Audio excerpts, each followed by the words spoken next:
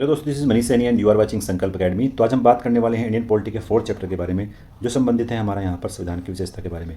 क्या क्या यहाँ पर संविधान की विशेषता यहाँ पर होने वाली है, उन सभी के बारे में डिस्कस करेंगे। यहाँ पर ये हम एमसीक्यू के फॉर्म में इसको यहाँ पर डिस्कस करेंगे। ये जो एमसीक्यू हैं ये हमारे किसी न किसी एग्जाम में आए हुए यहाँ पर एमसीक्यू हैं, और आपको यहाँ पर डिटेल में चाहिए तो हमारे चैनल के प्लेलिस्ट में आप इंडियन पॉलिटी के नाम से प्लेलिस्ट है, आप जाकर उन पर यहाँ पर डिटेल में वीडियो भी देख सकते हैं। नीचे डिस्क्रिप्शन में उसका लिंक यहाँ पर प्रोवाइड कर देंगे, आप वहाँ से भी उसको डायरेक्ट पहुँच सकते हैं। आप हमें टेलीग्राम पर ज्वाइन कर सकते हैं। टेलीग्राम पर जो हमारा चैनल है वो संकल्प अकेडमी के नाम से उपलब्ध है, नीचे उसका लिंक दिया गया है, आप वहाँ से हमको ज्वाइन भी कर सकते हैं। तो प्रिपरेशन का सबसे तरीका यहाँ पर ये हो सकता है कि हम एमसीक्यू के फॉर्म में उसको डिस्कस करते हैं। अपकमिंग जितने भी एग्जाम हैं, चाहे वो उत्तराखंड लोक सेवा आयोग से कोई संबंधित प्रश्न हो, या फिर यहाँ पर उत्तर प्रदेश लोक सेवा आयोग, संघ लोक सेवा आयोग, यूकेएसएससी का जो कांस्टेबल वाला एग्जाम होने वाला है, और उसके बाद यहाँ पर एसआई वाला एग्जाम है, तो उन सभी के लिए ये वीडियो जो है महत्वपूर्ण होने वाली है। यूपीएसएससी का जो पैट वाला एग्जाम है, इसके लिए ये वीडियो यहाँ पर काफ़ी महत्वपूर्ण है। तो चलते हैं अपने यहाँ पर प्रश्नों की तरफ। तो यहाँ पर जानेंगे हम भारतीय संविधान की क्या क्या विशेषता यहाँ पर हैं। पहला जो हमारे पास यहाँ पर प्रश्न है कि विश्व का सबसे बड़ा लिखित और सर्वाधिक व्यापक संविधान किस देश का है। तो सही उत्तर जहाँ पर जो होगा वो होगा यहाँ पर भारत का संविधान सबसे बड़ा लिखित और सर्वाधिक व्यापक है। बड़ा यहाँ पर इस सेंस में है क्योंकि यहाँ पर सेंटर और स्टेट के लिए अलग अलग प्रावधान यहाँ पर दिए गए हैं, और वो हमारे एक ही संविधान से संबंधित है। तो यहाँ पर दोनों के लिए ही यहाँ पर कानून और व्यवस्था दी गई है, सेंटर और स्टेट। तो इसलिए यहाँ पर जो भारतीय संविधान है वो काफ़ी बड़ा हमें यहाँ पर दिखाई पड़ता है। अगर आप इस चैनल पर नए हैं तो प्लीज़ सब्सक्राइब करें, अपने दोस्तों के साथ शेयर करें। ये आपकी जिम्मेदारी है कि आप संकल्प अकेडमी के परिवार को कितना बढ़ाने में सहयोग करते हैं। तो प्लीज़ अपने दोस्तों के साथ शेयर करें। आप अगर नए हैं तो प्लीज़ सब्सक्राइब करें। अब चलते हैं अपने नेक्स्ट प्रश्न की तरफ। नेक्स्ट प्रश्न हमारे पास यहाँ पर कि भारतीय संविधान कैसा है। तो भारतीय जो संविधान है उसको हम अंशतः कठोर और अंशतः लचीला कहते हैं। भारतीय संविधान में जो अंशतः हम कठोर और अंशतः लचीला इसको बोलते हैं, तो वो यहाँ पर सेंस भी क्या है। तो यहाँ पर इसको हम बोलते हैं क्योंकि यहाँ पर जो संविधान संशोधन है, जो है यहाँ पर हमारे संविधान में संविधान संशोधन की जो प्रक्रिया है वो काफ़ी साधारण यहाँ पर दी गई है, और किसी किसी चीज़ के लिए यहाँ पर कुछ अंशतः उसको कठोर भी बनाया गया है। तो भारतीय संविधान अंशतः कठोर और अंशतः लचीला हमें दिखाई पड़ता है। तो सही उत्तर हमारे पास है यहाँ पर डी। यहाँ पर ये दोनों ही प्रश्न किसी न किसी एग्जाम में अवश्य आए हुए हैं। आरआरबी 2002 में ये प्रश्न पूछा गया था, और यूपीपीसीएस के 2013 में ये प्रश्न था। तो अगर आप इन तरीके के प्रश्नों को यहाँ पर सोल्व करते हैं तो मेरा मानना है कि आपका यहाँ पर जो एग्जाम में प्रश्न गलत होने वाला नहीं है। तो मेरा ये 100% दावा है कि आप यहाँ से इसको सोल्व करते हैं तो आपके सभी प्रश्न यहाँ पर सही होने वाले हैं। नेक्स्ट प्रश्न की बात करते हैं, भारत का संविधान किस प्रकार का है। तो जो भारत का संविधान है वो यहाँ पर अंशतः कठोर और अंशतः लचीला हमने देखा। तो यहाँ पर सही उत्तर जो होगा हमारे पास वो होगा नम्य और अनम्य यहाँ पर है। सही उत्तर हमारे पास यहाँ पर सी। नेक्स्ट प्रश्न की बात करते हैं, भारत के संविधान में भारत को क्या माना गया है। जो भारत का संविधान है वहाँ पर अगर हम बात करते हैं आर्टिकल 1 के बारे में, तो वहाँ पर साफ साफ लिखा गया है India that is A union of state. तो यहाँ पर राज्यों का एक यूनियन है। तो सही उत्तर हमारे पास होगा यहाँ पर सी। और यहाँ पर जितने भी स्टेट हैं उनको अलग होने का अधिकार नहीं दिया गया है। इसका मतलब यहाँ पर यह है कि कोई भी राज्य अलग होकर अपना शासन नहीं चला सकता है। तो सभी के सभी यहाँ पर भारत के अंडर में रखे गए हैं। तो यहाँ पर जो भारत है वो राज्यों का एक यूनियन है, यानी India that is Bharat shall be A union of state. यहाँ पर ये आर्टिकल 1 में लिखा गया है। तो सही उत्तर हमारे पास यहाँ पर सी। नेक्स्ट प्रश्न की बात करते हैं, भारत एक धर्मनिरपेक्ष देश है, इसका यहाँ पर क्या तात्पर्य है। इसका तात्पर्य यहाँ पर यह है कि राज्य स्तर पर यानी राज्य का कोई भी धर्म यहाँ पर नहीं होगा। तो सही उत्तर हमारे पास है यहाँ पर सी। भारत एक धर्मनिरपेक्ष राज्य है, भारत का अपना कोई धर्म नहीं होगा, भारत सभी धर्मों के प्रसार और उत्थान के लिए कार्य करेगा। तो सही है हमारे पास यहाँ पर बी। नेक्स्ट प्रश्न की बात करते हैं। नेक्स्ट प्रश्न हमारे पास निम्नलिखित कथनों में से कौन सा यहाँ पर सही है। तो हम देखते हैं हमारे पास यहाँ पर कौन कौन से ऑप्शन हैं। पहला ऑप्शन है हमारे पास भारतीय संविधान यहाँ पर अध्यासात्मक है। तो भारत में हम बात करते हैं, भारत में संसदीय व्यवस्था है, और संसदीय व्यवस्था में यहाँ पर अध्यात्मक प्रणाली यहाँ पर नहीं अपनाई गई है। ये कहाँ पर दिखाई पड़ती है, ये आपको दिखाई पड़ेगी यहाँ पर रसिया और चाइना।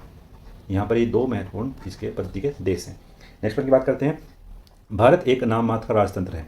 भारत में अब राजतंत्र नहीं है, ये गलत है बिल्कुल ही। भारत एक कुलीन तंत्र है, ये भी यहाँ पर गलत है। नेक्स्ट हमारे पास भारत एक संसदात्मक प्रजातंत्र है। तो सही उत्तर हमारे पास है यहाँ पर डी।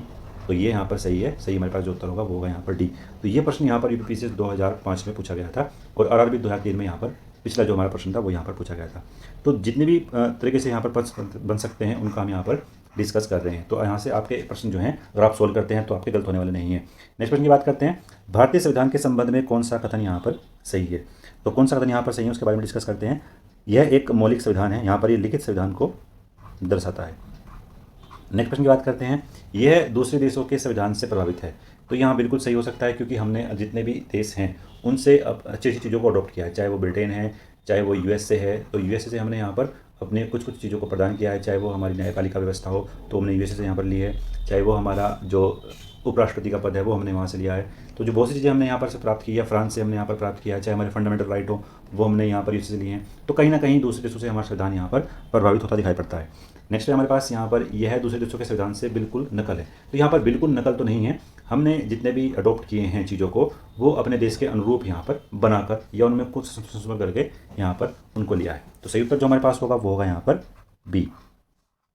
नेक्स्ट प्रश्न की बात करते हैं, निम्नलिखित में से कौन सा कथन यहाँ पर सही है। तो बात करते हैं कौन सा कथन यहाँ पर सही है। भारत का संविधान भारत में संसदीय पद्धति की व्यवस्था करता है, ये हमने डिस्कस किया है, बिल्कुल सही है। भारतीय संविधान द्वारा स्वतंत्र न्यायपालिका की व्यवस्था की गई है, ये भी यहाँ पर सही है।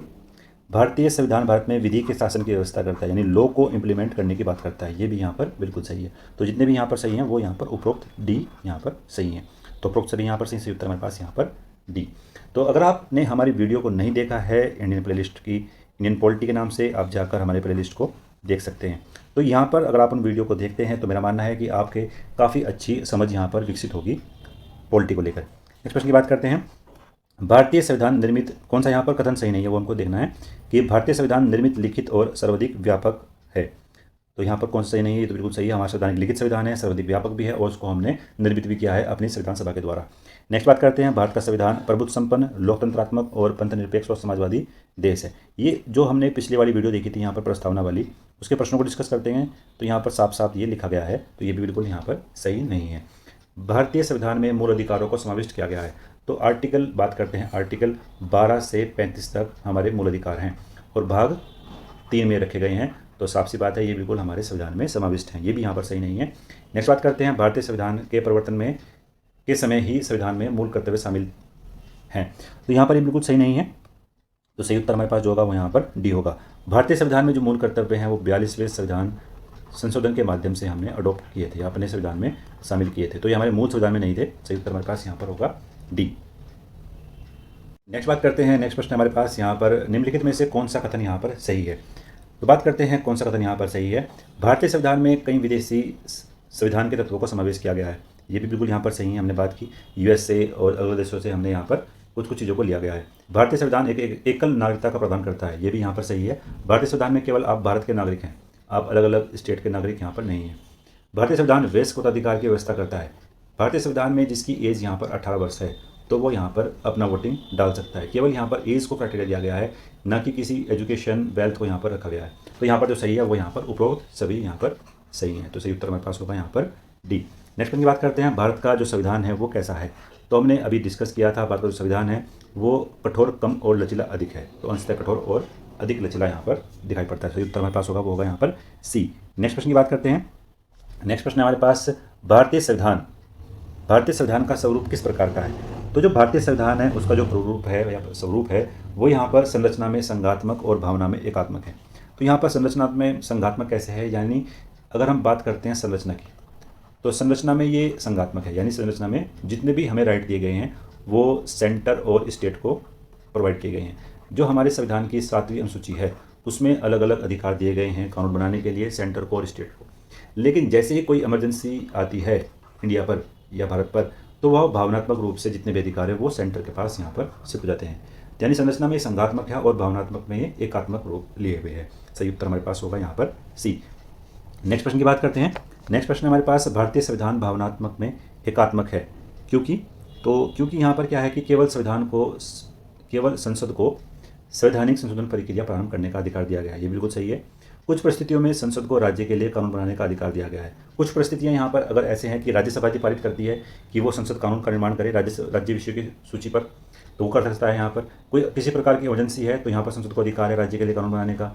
यदि कोई आपातकाल लगा हुआ है तो कुछ परिस्थितियाँ हैं जिनके बारे में हम बात करते हैं कि वहाँ पर संसद को अधिकार दिया गया कि वो राज्य के लिए कानून का निर्माण करती है। अखिल भारतीय सेवाओं के कारण, यानी आर्टिकल 312 की बात करते हैं, जिस पर अखिल भारतीय सेवाओं को यहाँ पर इम्प्लीमेंट करने का जो काम है वो राज्यसभा यहाँ पर देती है संसद को। तो संसद उसके लिए यहाँ पर कानून का निर्माण करती है। तो सही उत्तर यहाँ पर जो होगा हमारे पास वो होगा यहाँ पर उपरोक्त सभी। सही उत्तर हमारे पास यहाँ पर डी। नेक्स्ट पर की बात करते हैं, भारतीय संविधान के संदर्भ में कहा गया है कि यहाँ जो है वो वकीलों का सर्व है। तो ये थोड़ी बहुत यहाँ पर आलोचना भी की गई है भारतीय संविधान की। भारतीय संविधान को ऐसा उलझाऊ और कठिन बनाया गया है, तो कहीं ना कहीं उसे वकीलों का स्वर्ग भी कहा गया है। तो जो संविधान का यहाँ पर जो सही से उसको यहाँ पर पढ़ता है, तो वही यहाँ पर उसको इम्प्लीमेंट कर सकता है, यानी वकीलों का स्वर्ग यहाँ पर कहा गया है भारतीय संविधान को। नेक्स्ट प्रश्न की बात करते हैं, भारतीय संविधान पर सबसे अधिक व्यापक प्रभाव किस चीज़ का पड़ा है? तो ये एक महत्वपूर्ण प्रश्न है जो आपको आने वाले एग्जाम में अक्सर देखने को मिलता है। सबसे अधिक जो प्रभाव पड़ता है वो पड़ता है हमारे संविधान पर भारतीय सहकार अधिनियम 1935 का। तो ये जो प्रश्न है आपको मोस्ट ऑफ द एग्जाम में देखने को मिलता है, एग्जाम के पॉइंट ऑफ व्यू से बहुत महत्वपूर्ण है। आपको इसको कहीं नोट डाउन कर लो या कहीं पर भी आप लिख सकते हैं कि सबसे अधिक जो प्रभाव पड़ा है भारतीय संविधान पर वो भारत सरकार अधिनियम 1935 का पड़ा हुआ है। तो 1935 का जो अधिनियम था, यहाँ से जितने भी प्रशासनिक चीज़ें थी उसको यहाँ से हमने अपने संविधान में शामिल किया है। तो बहुत अधिक प्रभाव देखने को मिलता है यहाँ पर भारत सरकार अधिनियम 1935 का। नेक्स्ट प्रश्न की बात करते हैं, निम्नलिखित में से किससे निर्धारित होता है कि भारत का संविधान एक परिसंघीय बना हुआ है? तो यहाँ पर परिसंघीय बना हुआ है क्योंकि केंद्र और राज्यों के बीच शक्तियों का विवरण यहाँ पर दिया गया है। जैसे हमने बात की थी यहाँ पर अनुसूची 7 के बारे में, अनुसूची 7 जो है यहाँ पर है वो केंद्र और राज्यों के बीच शक्तियों का बंटवारा करती है। नेक्स्ट प्रश्न की बात करते हैं, भारत में प्रजातंत्र किस तथ्य पर आधारित है? भारत में जो प्रजातंत्र है वहाँ पर की सरकार जो है वो जनता को चुनती है, जनता जो है वो सरकार को चुनती है और बदलने का अधिकार भी यहाँ पर जनता को ही है। तो जनता से सरकार को चुनने और बदलने का अधिकार प्राप्त हुआ है, तो इसलिए यहाँ पर जो भारत में प्रजातंत्र है यानी जनता का शासन है। सर्वोच्च शक्ति किसके पास है? तो वो जनता के पास है। सही उत्तर हमारे पास होगा यहाँ पर सी। नेक्स्ट प्रश्न की बात करते हैं, भारतीय संविधान में कितने आर्टिकल्स हैं? तो भारतीय संविधान में 395 आर्टिकल हैं। तो सही उत्तर हमारे पास होगा यहाँ पर 350 से अधिक, यानी आर्टिकल हमारे पास कितने हैं? 395। और अनुसूचियाँ कितनी हैं, यानी शेड्यूल्स कितनी हैं? शेड्यूल्स हैं हमारे पास यहाँ पर 12। और भाग कितने हैं? भाग हमारे पास यहाँ पर 22 भाग हैं। तो ये पूरा सिनेरियो था यहाँ पर भारतीय संविधान से। नेक्स्ट प्रश्न की बात करते हैं, भारत में किस प्रकार की शासन व्यवस्था अपनाई गई है? तो भारत में जो शासन व्यवस्था अपनाई गई है वो अपनाई गई यहाँ पर संसदीय व्यवस्था, जो कहीं ना कहीं ब्रिटिश प्रणाली से संबंधित है। नेक्स्ट प्रश्न की बात करते हैं, भारतीय संविधान व्यवस्था में निम्न में से कौन सर्वोच्च है? तो यहाँ पर जो सर्वोच्च है उसकी बात करते हैं, तो सही उत्तर जो हमारे पास होगा वो होगा यहाँ पर संविधान। यदि हम बात करते हैं यहाँ पर कोई ऑप्शन यदि जनता होता, यानी अगर हम धर्म की जगह उसको जनता को पकड़ते हैं, तो सही उत्तर जो हमारे पास होगा वो होगा यहाँ पर जनता, लेकिन यहाँ पर जनता नहीं है। सही उत्तर जो हमारे पास होगा वो होगा यहाँ पर संविधान।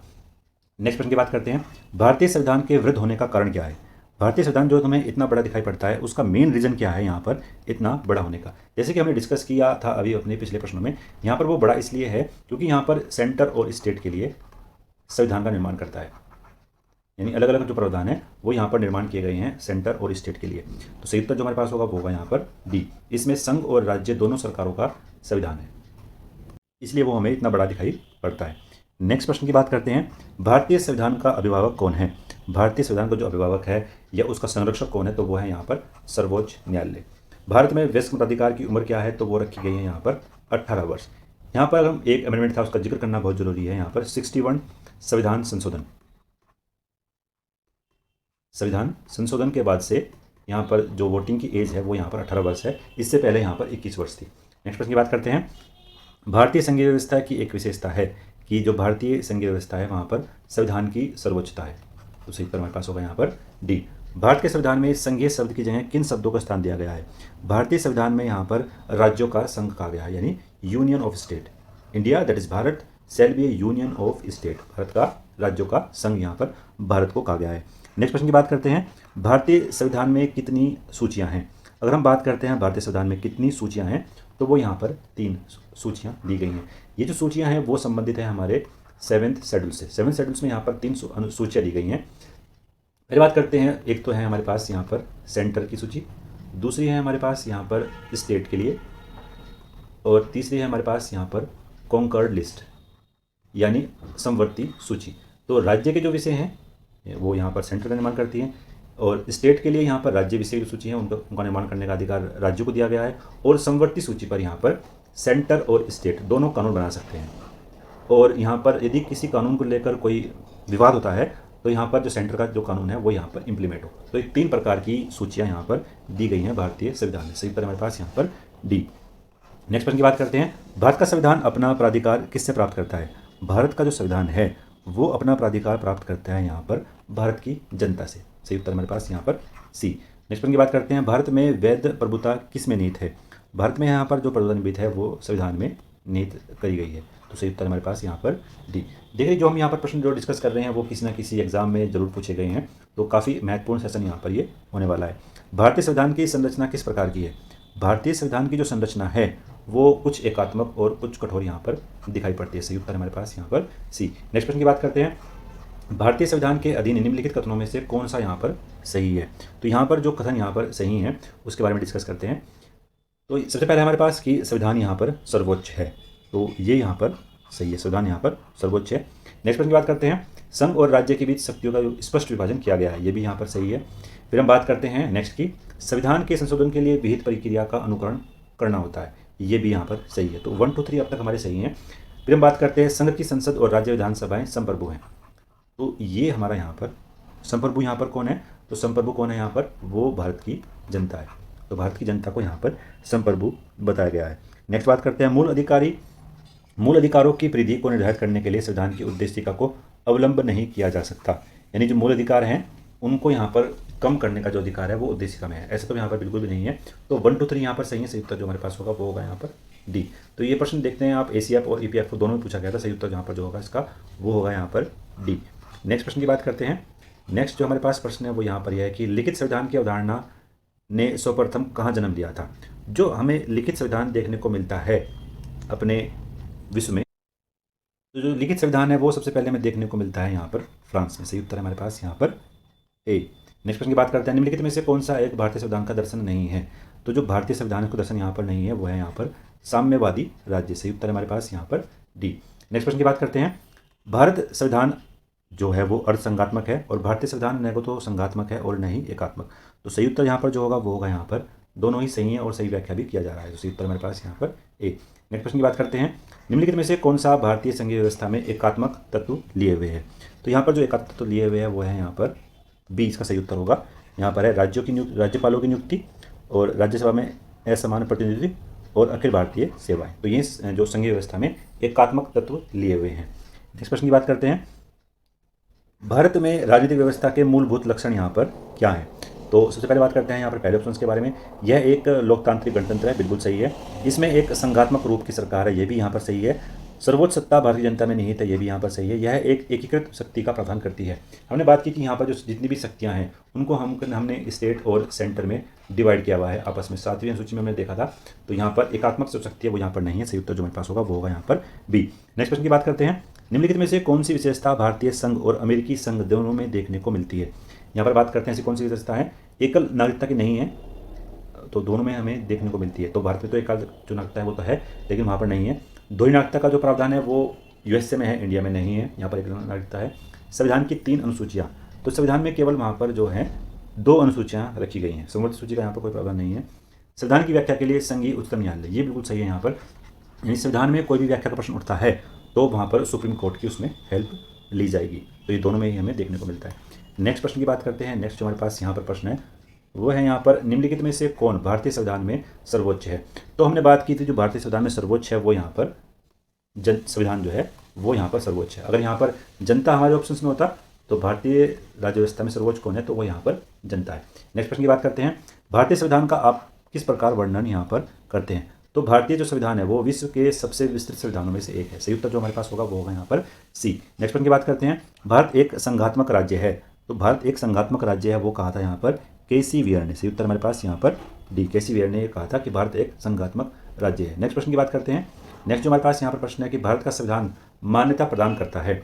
भारत का जो संविधान है वो केवल धार्मिक और भाषाई अल्पसंख्यकों को प्रदान करता है, सही उत्तर हमारे पास जो होगा वो होगा यहाँ पर सी, धार्मिक और भाषाई जो है अल्पसंख्यकों को यहाँ पर प्रदान करता है। यहाँ पर नरजातीय जो अल्पसंख्यक हैं वो यहाँ पर नहीं है। नेक्स्ट प्रश्न की बात करते हैं, निम्नलिखित में से कौन सा धर्मनिरपेक्ष राष्ट्र का लक्षण नहीं है? जो यहाँ पर धर्मनिरपेक्ष राष्ट्र का लक्षण नहीं है वो है यहाँ पर कि एक राष्ट्र को धर्मनिरपेक्ष होने के लिए अवश्य ही लोकतांत्रिक होना चाहिए, तो सही उत्तर हमारे पास जो होगा वो होगा यहाँ पर सी, सही उत्तर हमारे पास यहाँ पर सी। तो ये 41 प्रश्न यहाँ पर हमने डिस्कस किए हैं संविधान की विशेषता से संबंधित। तो हम आशा करते हैं आपको ये जो हमारी वीडियो है वो पसंद आई होगी। अगर आपको पसंद आई तो प्लीज़ इस वीडियो को लाइक करें, अपने दोस्तों के साथ शेयर करें। अगर आप इस चैनल पर नए हैं तो प्लीज़ सब्सक्राइब करें। आप अगर इस वीडियो को शेयर करते हैं अपने दोस्तों के साथ तो आप संकल्प अकेडमी के परिवार को बढ़ाने में सहयोग कर सकते हैं, जो आपका एक कर्तव्य भी बनता है। तो मिलते हैं नेक्स्ट वीडियो में। धन्यवाद, जय हिंद।